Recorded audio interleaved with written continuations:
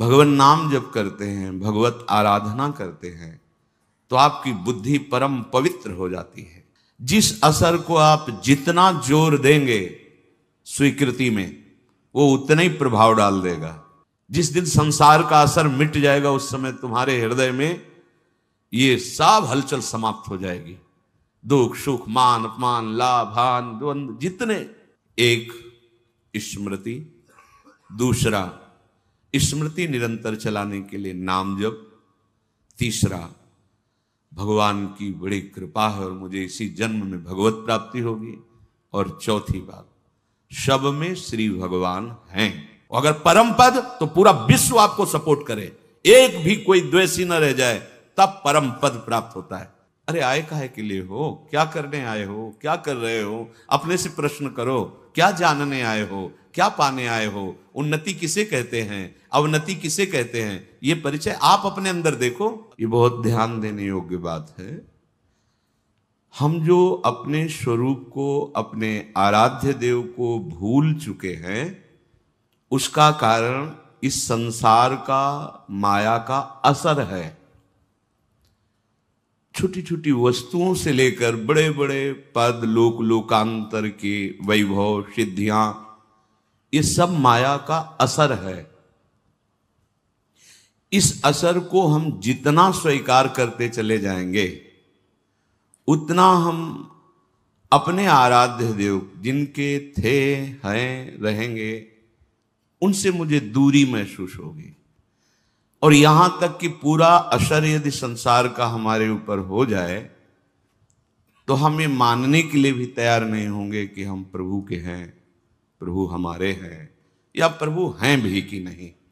इतना असर है माया का।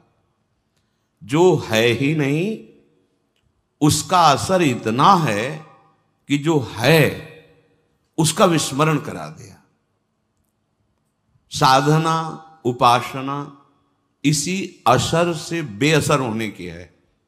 हमारे ऊपर किसी वस्तु का, व्यक्ति का, स्थान का असर न पड़े, किसी घटना का असर न पड़े, किसी द्वंद्व का असर न पड़े, तो आप जीवन मुक्त हो गए। जब तक किसी भी छोटी सी छोटी वस्तु का आपके ऊपर असर पड़ रहा है, असर पड़ना कोई ज्यादा घातक बात नहीं है, असर स्वीकार करना ये घातक बात है।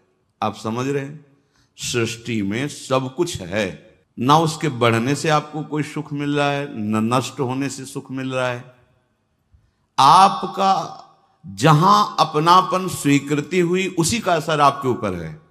कहीं पूरा भूकंप आ गया, प्रांत का प्रांत गिर गया, हाँ थोड़ा हृदय से जब विचार करेंगे तो असर पड़ जाएगा, पर ऐसा नहीं पड़ेगा कि आप विक्षिप्त हो जाए। लेकिन आपका अगर एक कमरा भी गिर जाए तो असर पड़ जाएगा। आप जो स्वीकृति किए हुए हैं, जिस असर की जितनी मात्रा में, उतना ही आप बंधन युक्त हैं, दुखमय हैं, चिंतामय हैं, क्लेशमय हैं, अशांतिमय हैं। ये बहुत खास बात है। साधना का मतलब है पूरे विश्व ब्रह्मांड में भगवान की जितनी रचना है, इसका असर न रह जाए आपके ऊपर। तभी तो शांत एकदम भगवदाकार व्रत, वो आप हैं। ये आपका स्वरूप वर्णन किया जा रहा है। नित्य शांत आनंदमय अभाव रहित परम सुख राशि। ये असर विवेक के द्वारा बेअसर किया जाता है। जब आप सत्संग सुनते हैं, भगवान नाम जप करते हैं, भगवत आराधना करते हैं, तो आपकी बुद्धि परम पवित्र हो जाती है। परम पवित्र बुद्धि में जो विवेक प्रकट होता है, वो इन असरों से बचाता है, काटता है इन असरों को। आप जितना जो कुछ स्वीकार किएंगे, वही दुख दे रहा है, वही दुख देगा। बिल्कुल आपको किंचन मात्र किसी वस्तु, व्यक्ति, स्थान की आवश्यकता नहीं है। आपकी बुद्धि मलिन होने के कारण ये बात स्वीकार नहीं कर पाएगी कि आपको किसी भी वस्तु, व्यक्ति, स्थान की आवश्यकता नहीं है। आप कहेंगे प्राण पोषण के लिए, शरीर पोषण, ये सब आपने स्वीकार किया है माया को, इसलिए आवश्यकता, इसलिए चाह, इसलिए आप विक्षिप्त हो रहे हैं, दुखी हो रहे हैं, अशांत हो रहे हैं, मरण धर्मा हो रहे हैं, जबकि आप अविनाशी हैं। नहीं, आपको ब्रह्मबोध की बात तो, भगवद अंश तो हैं आप, भगवत दासत्व को प्राप्त करने का अधिकार तो है। आप इस असर पर ध्यान दीजिए। आप देखिए, प्रत्येक मिनट में कोई ना कोई वस्तु, व्यक्ति, स्थान, घटना, परिस्थिति, द्वंद्व आपको अपने असर में लेना चाहता है, अपना प्रभाव डालना चाहता है। हर क्षण साधक युद्ध करता रहता है। प्रत्येक पल हर वस्तु, व्यक्ति, स्थान, घटना को बेअसर करता रहता है। तभी उसको इस बात का परम लाभ मिलता है कि वो स्वराज्य सिंहासन पर विराजमान हो जाता है। स्वा, जो हमारा स्वरूप है, शंकर सहज स्वा रूप संहारा, लाग समाधि अखंड अपारा, अखंड अपार क्षमता भरी सुख वृत्ति उसके हृदय में उदय हो जाती है। हम कभी प्रभु से विलग नहीं हुए, अब भी प्रभु से विलग नहीं है, आगे हमें कोई नहीं कर सकता। ये हमारी गलती है। हम स्वीकार करते चले जा रहे हैं मायाकृत असर को। ये अंदर बैठा लिए आप, देखिए आप, जिस असर को आप जितना जोर देंगे स्वीकृति में, वो उतना ही प्रभाव डाल देगा। ये बड़े बड़े काम, क्रोध आदि शत्रु ये असर तभी दे रहे हैं जब आप इनका असर स्वीकार कर रहे हैं, अपने में अभाव मानकर इनके द्वारा इस भाव में सुख मिलेगा। इस असर ने आपकी दुर्गति कर दी। अपने लोगों को आंतरिक विषय, ये सब चिंतन का विषय है। जो भगवत शरणागत जन होते हैं उनके चिंतन में भगवान देते हैं। ये भगवत प्रदत्त बात है जो आपको सुनाई दे रही है। असर, हम काम भाव में सुख देखते हैं तो काम का असर आ गया। अहम भाव की पुष्टता कामना में बाधा, क्रोध आ गया। संसारिक भोगों में सुख मिलता है इसलिए रुपया की आवश्यकता, लोभ आ गया। ये सब हमारे परिवार के प्यारे जन हैं, अंदर विराजमान प्रभु को न जानते हुए शरीरों में मोह हो गया। जो भी गुण वृत्ति आपके अंदर जागृत हुई, अभिमान कर बैठे। क्रिया को अभिमान के द्वारा स्वीकृत, मैं करता, जो वस्तु भोगी मैं भोगता, ये मेरे से आगे निकला जा रहा है। मात्सर्यता, ये माया के जो प्रधान प्रधान दोष हैं, इनका हमारे ऊपर असर तभी पड़ेगा जब हम इसको स्वीकार करेंगे। स्वीकृति अस्वीकृति से काटी जा सकती है, पर ये स्वीकृति बिना भगवत स्वीकृति के तुम्हारे में सामर्थ्य नहीं कि इसे अस्वीकृत कर सके, इसे नकार सके, इसका असर आपके ऊपर ना पड़े, ऐसे तुम्हारे में सामर्थ्य नहीं है। खो चुके हो, स्वरूप को भूल चुके हो। इसलिए पहले स्वीकार करो कि हमारा युद्ध केवल इस बात का है कि कोई भी वस्तु, व्यक्ति, स्थान, घटना ये असर न डाल पावे। कैसे जानोगे कि आपके ऊपर असर पड़ रहा है कि नहीं? यदि भजन छूट गया तो असर पड़ गया। कोई भी हो, कोई वस्तु हो, व्यक्ति हो, स्थान हो, घटना हो, कोई भी। यदि हम प्रियालाल को भूल गए तो असर पड़ गया। अब आप देखो, इस बात को जांचो हृदय में। नहीं तो सच्ची बात है, प्रभु की प्राप्ति के लिए कोई साधना नहीं करनी, क्योंकि साधना असर मिटाने के लिए। आप असर मिटाएं भगवत बल से तो आप देखेंगे कि वो थे, हैं, रहेंगे, वो खेल रहे हैं बाहर भीतर सब जगह। बहिरंतस्य भूतानाम अचरम चरमेव च सूक्ष्मा तद विज्ञेयम दूरस्थम चांतिके तत्। दूर हैं, नजदीक हैं, भीतर हैं, बाहर हैं, दशों दिशाओं में हैं। समस्त चराचर में मेरे प्रभु खेल रहे, चराचर में और चराचर के रूप में। संसार का आश्रय, शरीर का आश्रय, भोगों का आश्रय, ये जब तक हमारे हृदय में रहेगा तो हम बात भगवद आश्रय की करेंगे, यहां कुछ होगा नहीं। सूखी बातें अच्छी नहीं लगती। पेट में खूब चूहे लड़ रहे, भूख लग रही, और बातें हम 56 भोग की कर रहे हैं, क्या होगा? अरे भाई नमक रोटी ही खा लें तो कम से कम वो मिट तो जाएगी।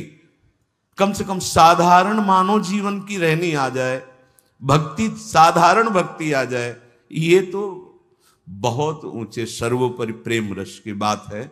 पर हमको चयन कर लिया गया है। इस बात को मत भूलना, हम अनाधिकारी हैं, अयोग्य हैं, पर हमें इस रस के लिए चयन कर लिया गया। सच्ची मानिए, आपको स्वीकार करना होगा। नहीं, आप यहां नहीं आ सकते हैं, आप ये नहीं सुन सकते हैं, आप राधा नाम नहीं बोल सकते हैं, आप राधा चरणारविंद से चिन्हित इस रज में नहीं बैठ सकते हैं। ये प्यारी जू ने आपको चयन किया। जब मालिक चयन कर रहे हैं तो फिर अपने क्या चिंता करनी? वैसे तो हम उनके योग्य नहीं, पर उन्होंने पसंद कर लिया। अब ये उनकी मौज की बात है। अब हमारी केवल एक बात रह गई है कि जिन्होंने हमें पसंद किया है, जिनकी हम अनंत जन्मों से खोज कर रहे हैं, इन्हीं की खोज कर रहे हैं। जिस दिन संसार का असर मिट जाएगा उस समय तुम्हारे हृदय में ये सब हलचल समाप्त हो जाएगी। दुख सुख मान अपमान लाभ हान द्वंद जितने, इसी को मिटाने के लिए हम खोज कर रहे हैं। उस परम सत्य की, उस परम अविनाशी की, उस परम सुख की, जब हमें मिटा दे इस द्वंद्वों के भावों से। हमारा जो भाव गलत बन गया द्वंदात्मक जगत में, ये सबकी समझ में नहीं आएगा। अध्यात्म है, सबकी समझ में आएगा रुपया कैसे बढ़े ये बताओ, हमारा काम कैसे बने ये सब घटिया स्वप्नवत, ये सब घटिया स्वप्नवत है। अब उनको समझाने के लिए नीचे की धरा में उतर के बात करनी पड़ती।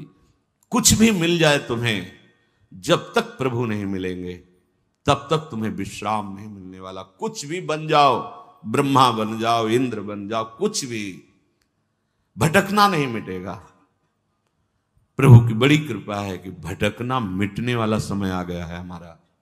अब भटकना नहीं है, अब हमें प्रभु की प्राप्ति ही करनी है। एक स्मृति, दूसरा स्मृति निरंतर चलाने के लिए नाम जप, तीसरा भगवान की बड़ी कृपा है और मुझे इसी जन्म में भगवत प्राप्ति होगी, और चौथी बात सब में श्री भगवान हैं। ये पहली स्वीकृति साधक के हृदय में होती है।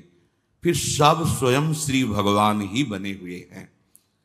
उसके आगे कह रहे हैं कि यदि आपके हृदय में ये बात जीवन में नहीं आई तो चूक हो जाएगी। भगवान ने गीता जी में कहा अद्वेष्टा सर्वभूता नाम। श्री जी की प्राप्ति के लिए तैयारी करो। जो कल चर्चा उसके आगे का है विषय, अद्वेष्टा सर्वभूता नाम। किसी भी संसार के किसी भी व्यक्ति से तुम्हारी दुश्मनी तो नहीं है।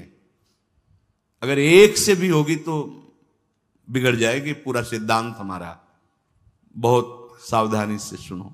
किसी भी प्राणी के साथ किसी भी प्रकार से यदि मन में तुम्हारे द्वेष बन चुका है, फौरन निकालो। उसका उपाय है, अनुभव का उपाय है। जहां वो सामने दिखाई दे मन से प्रणाम करो, सर भी झुकाओ। तुम्हें अपना काम बनाना है, वहां भगवान ही है, दूसरा नहीं है। और जब एकांत में उसका चिंतन हो तो तत्काल आंतरिक प्रणाम करो, प्रभु आप मुझे बचा लो, प्रभु आपसे द्वेष हो रहा है। नाथ, आपकी बाहरी ऐसी चेष्टाएं हैं कि मैं समझ नहीं पा रहा हूं और आपसे हमें द्वेष हो रहा है, दोष दर्शन हो रहा है, अंतर और बाहर दोनों से। अंतर में जब आवे तो तत्काल उसको प्रणाम करो, वृत्ति में आएगा वो और जलन पैदा होगी। बार बार आपको क्षमा मांगनी, मेरे से गलती हो रही प्रभु, मैं आपको ना जानकर आपसे द्वेष कर रहा हूं।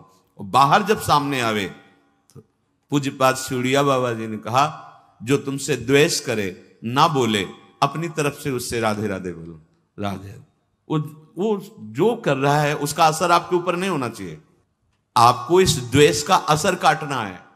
वो हो सकता है आपके साथ फिर ऐसा बर्ताव करे कि आपको लगे कि अब तो द्वेष पक्का ही हो रहा है क्योंकि हम बार बार प्रणाम कर रहे हैं, ये वैसा ही नहीं। ये बहुत बड़ा भगवत प्राप्ति में विघ्न है। इसलिए भगवान ने कहा अद्वेष्टा सर्वभूतानाम। इतना ही नहीं, ये जब बढ़ेगा तो आपका भजन छूट जाएगा। बहुत क्या होता है कि जैसे महापुरुष जन अपने हृदय को देखते हैं ना, वही बात वो बोलते हैं, वही बात लिखते हैं। भजन क्यों रुका, भजन क्यों छूटा, हमारा लक्ष्य क्यों बदल रहा है, ये अंतर के चिंतन से। जैसे कि महापुरुष जन दूसरे के मन की बात जानते हैं, आप इस धोखे में मत रहना, क्योंकि उनके पास इतना समय नहीं है, वहां कोई दूसरा नहीं। अपने मन को देखा जाता है, पूरी सृष्टि के मन की बात जान ली जाती है, क्योंकि कनेक्शन सब उसी परमात्मा तत्व का है। तो लगता है ये तो हमारे मन की बात जान गए, जो ऊंचे महापुरुष हैं। ये छोटी छोटी बातों की नहीं, क्या सोच रहे हो क्या, ये नहीं, वो बहुत ध्यान देने की बात है। बहुत हम लोग जहां चूक करते हैं, ये एक तरह का ऐसा नाशकारी भाव है द्वेष, कि धीरे धीरे आपके मन में इतना फैलेगा कि आपके भजन को छीन कर देगा। चले थे भगवत प्राप्ति, सब जगह अपने प्रभु को देखने, चूक हो रही है, आपका भजन छूटा, आपका द्वेष बढ़ा, आपकी साधना गई। अब आगे भले चांस मिले, अब दुर्गति की बात शुरू हो गई, क्योंकि आपने द्वेष करके उसके नाश का चिंतन शुरू कर दिया। और आपको चिंतन क्या करना था कि मेरे प्रभु क्रूर से क्रूर पुरुष में भी विराजमान, ये क्रूरा अपि पापिनो नच सताम संभाष्य दृश्याश्चये। बोले तो बहुत कठिन। तो फिर आप एक गांव के प्रधान बनना चाहते, पूरे गांव में हाथ जोड़ते हैं कि नहीं जोड़ते? अब चाहे जितने बड़े रईस हो, जमींदार हो, चाहे जितना बड़ बल विक्रम हो, पर गांव के प्रधान पद में बैठना तो हाथ जोड़ना पड़ेगा दरवाजे पे जाके। और अगर आपको मुख्यमंत्री बनना है तो पूरे प्रदेश को अनुकूल करना पड़ेगा, अधिक से अधिक। प्रधानमंत्री बनना है तो पूरा देश आपको, अगर परम पद तो पूरा विश्व आपको सपोर्ट करे, एक भी कोई द्वेषी न रह जाए, तब परम पद प्राप्त होता है। समझो, ऐसा कैसे हो सकता है? तो फिर भेड़ चढ़ाने की योग्यता तुम्हारे अंदर है तो तुम देश का शासन करने की योग्यता कैसे धारण कर सकते हो? पहले अपनी योग्यता बढ़ाओ। तो भगवत परम पद की योग्यता क्या? अजात शत्रु, एक भी कोई द्वेषी संसार में न रह जाए। अब जहां अभी भजन हुआ नहीं और द्वेष का पोषण होने लगा, ऐसा द्वेष का पोषण, अपने में सद्गुण भावना, अपने में साधु की भावना और दूसरे में निंदा की भावना, चले कहां हो, जा कहां रहे हो, प्राप्त क्या करना है, कर क्या रहे हो? आगे जो लिखा है इसीलिए रुक के, जो अंदर से द्वेष भाव बढ़ाने लगता है, बैर भाव दृढ़ कर लेता है, तो उसका भजन जितना रोक दिया गया, लेकिन उसको प्रेत योनि प्राप्त होगी। महापुरुषों के वचन है, जो अंदर से दूसरों के प्रति द्वेष दोष भाव करके जलता रहता है, बुरा मनाता रहता है, भले किसी वेश में हो, तो क्या समझते हो? प्रेत बनना कोई ऐसा थोड़ी कि बहुत ही निंदनीय कर्म करने वाला प्रेत बनता है। ब्रज के भक्तों में ठाकुर जी का अमन्य ठाकुर जी को अर्पित नहीं किया और उसका प्रयोग तो प्रेत ही उनको। ऐसा नहीं कि वृंदावन में प्रेत नहीं है, चरित्रों को पढ़ के देखो, चूक नहीं करनी। हाँ, ये जरूर है कि एक जन्म केवल, और तो काहे को भुगतोगे, काहे को परेशान होगे? देखो ना, यहाँ टांग टूट गई है, कीड़े पड़े हैं, वो सड़ रहा है, यहां भी तो देख रहे हो ना। अब यही का जीव है, अपराध कर लिया है, अब उसको पवित्र कर रही रजरानी, शरीर छूटेगा, श्री जी को प्राप्त हो जाए एक जन्म। तो काहे को इतना लंबा वियोग प्यारी जू से सहो? सुधार करना है तो सुधार करो ना। यदि तुम्हारे हृदय में भजन रुक गया, द्वेष बढ़ गया, और ये पक्का हो जाएगा, निंदा होने लगती है। पाप कर्म करने से भजन करने में विक्षेप पड़ने लगता है, लेकिन अपराध हो जाने पर भजन रुक जाता है। ये अपराध के अंतर्गत आता है द्वेष। ये बहुत सूक्ष्म विषय है और ये बहुत आयत रहता है हृदय में। वो बिल्कुल आपसे कुछ न कहे, लेकिन आपसे आगे बढ़ा जा रहा है, ये बर्दाश्त नहीं होगा और निंदा शुरू हो जाएगी। अरे आए काहे के लिए?